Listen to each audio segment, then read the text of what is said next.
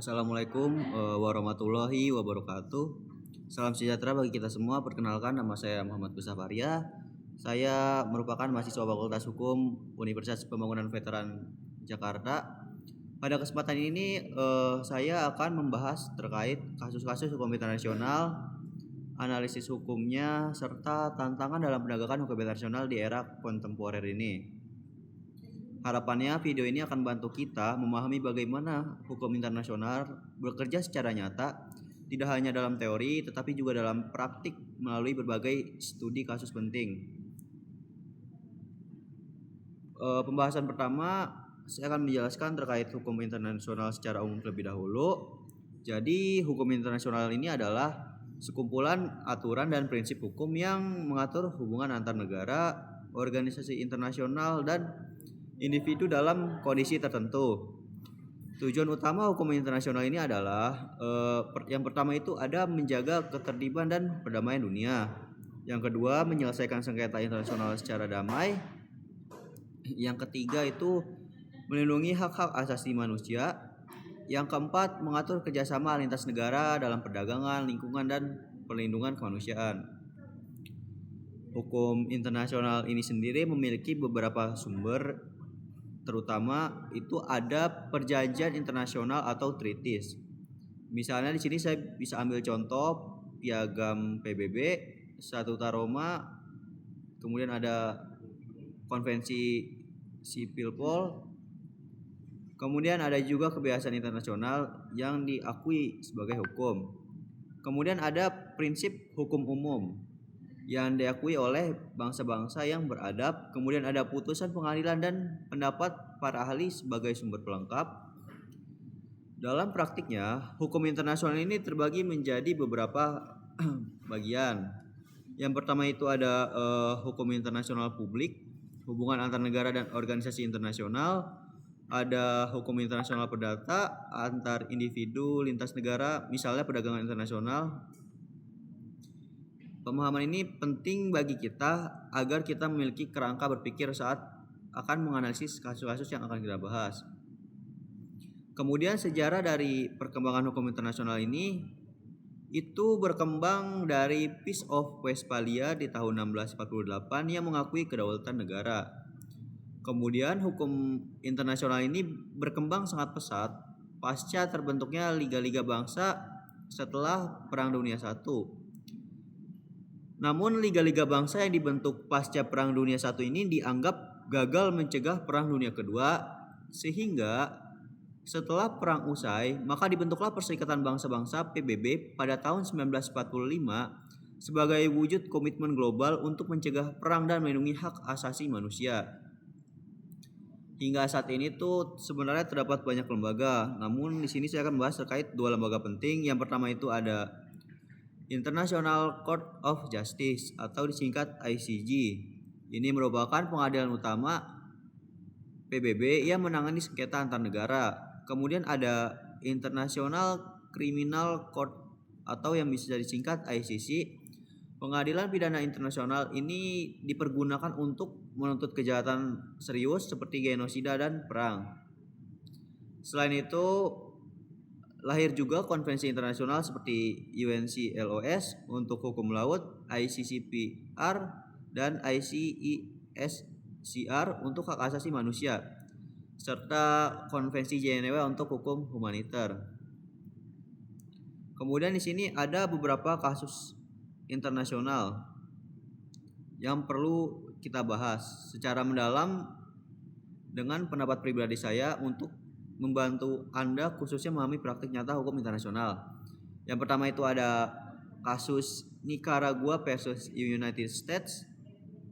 Di ICJ tahun 1986, Nicaragua menggugat United States atau Amerika Serikat karena mendukung kelompok Contras dan menambang pelabuhan mereka secara ilegal. Kemudian putusan dari ICJ ini itu memutuskan bahwasanya AS ini melanggar prinsip non-intervensi berdasarkan Piagam PBB pada pasal 2 ayat 4. Jika kita analisis secara mendalam, tentunya kasus ini menegaskan larangan penggunaan kekuatan dalam hubungan internasional seperti intervensi maupun sebagainya. Menurut saya, putusan ini menjadi tonggak penegakan prinsip kedaulatan, tetapi melihat kenyataan di lapangannya, ini juga menjadi bukti bahwa lemahnya penegakan hukum internasional karena terlihat Amerika Serikat ini sebagai salah satu negara adidaya di dunia tidak mematuhi putusan ini. Kemudian ada kasus South China Sea Arbitration antara Filipina dengan Cina di PCA tahun 2016. Di sini Filipina menggugat klaim Nine Dash Line Cina di Laut Cina Selatan. Kemudian putusan PCA ini adalah klaim Cina tersebut tidak memiliki dasar hukum dalam UNCLOS. Akan tetapi seandainya kita analisa lebih dalam, kasus ini penting untuk melindungi hak negara kepulauan dan mempertegas supremasi hukum laut internasional. Namun menurut saya, mempertimbangkan Cina menolak putusan ini memperlihatkan keterbatasan hukum internasional saat berhadapan dengan negara besar yang tidak kooperatif. Kemudian kasus selanjutnya ada prosekutor versus Al-Bashir di ICC tahun 2009. Omar Al-Bashir selaku Presiden Sudan itu didakwa oleh ICC atas genosida dan kejahatan perang di Darfur. Di sini ICC berupaya menegakkan akuntabilitas individu atas kejahatan berat. Akan tetapi jika kita melihat kenyataannya di lapangan, ICC tentunya menghadapi tantangan besar karena beberapa negara menolak menangkap Al-Bashir. Ini memperlihatkan dilema antara kekebalan kepala negara dan akuntabilitas hukum. Kemudian ada kasus arrest warrant case di Kongo versus Belgium ICJ tahun 2002. Belgia mengeluarkan surat penangkapan terhadap Menteri Luar Negeri Kongo atas dugaan pelanggaran HAM berat. Putusan ICJ itu bahwasanya Belgia melanggar kekebalan pejabat aktif negara. Kemudian di kasus ini juga menunjukkan bahwasanya ada kekebalan pejabat aktif tetap diakui dalam hukum internasional.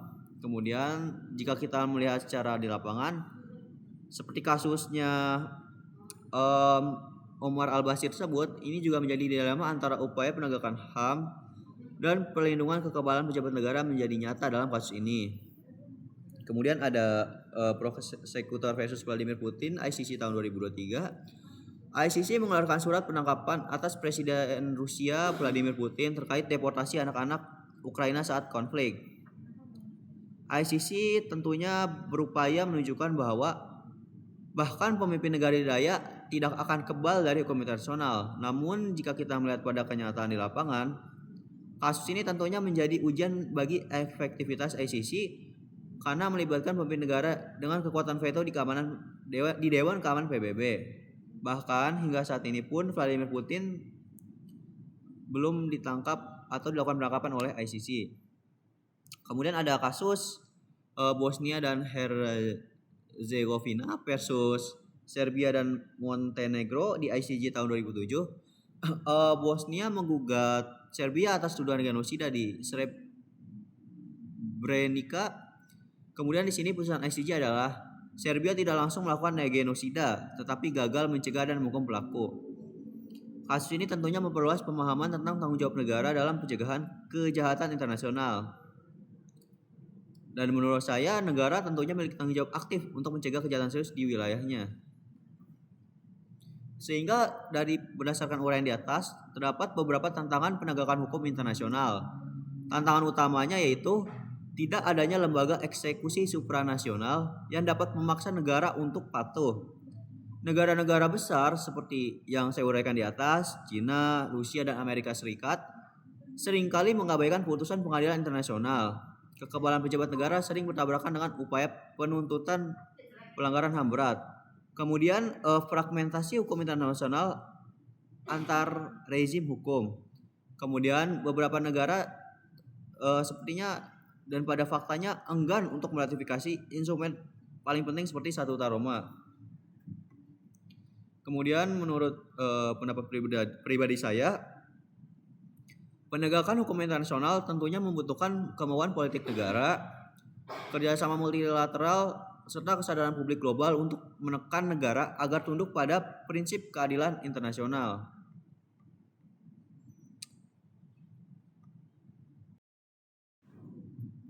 Oke, itu saja yang dapat saya sampaikan di dalam video pembelajaran kali ini. Semoga apa yang saya sampaikan tercapai kepada para penonton sekalian. Kurang lebihnya mohon maaf. Saya akhiri. Wassalamualaikum warahmatullahi wabarakatuh.